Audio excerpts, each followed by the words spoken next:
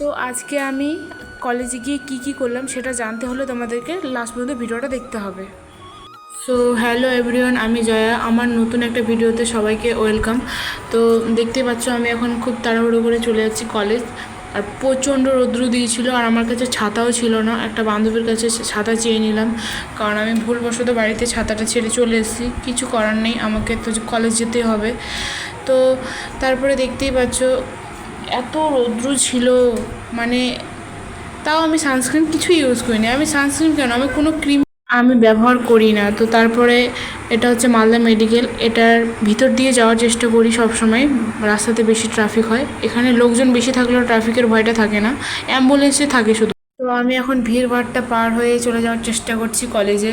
তো কলেজে যাওয়ার পরে কি হলো সেটাই বলছি তোমাদের। আমি গেলাম কলেজে গিয়ে দেখছি যে স্যার ম্যাম আসেনি। তো আমি ভাবলাম যে অবশ্যই আসবে, তো আমি ডিপার্টমেন্টে গিয়ে একটু বসলাম।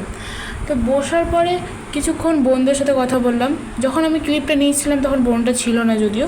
তো তারপরে শুনলাম যে একটু পরে যে এইচওডি আসবে না। আমি ম্যামের কাছে গেলাম, বললাম, তো বললো কালকেও হলিডে আছে, কালকে ছুটি আছে, কালকে আসবে না, তোমাকে পরশু আসতে হবে।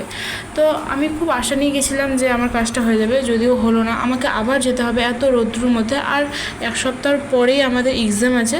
তো এরা জানি না কেন আমাদের কলেজে কেন এত পিছিয়ে, যে পরীক্ষার এক সপ্তাহ আগে কি 2 সপ্তাহে আগে আমাদেরকে অ্যাসাইনমেন্ট দেওয়া হয়।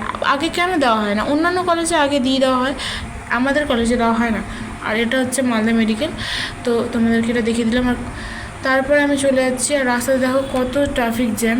আর এটাই ছিল আমার মিনি ব্লগ। আর আজকের ভিডিওটা আমার কেমন লাগলো তোমাদের অবশ্যই জানাবা, আর নেক্সট ভিডিওর জন্য অপেক্ষা করো। টাটা।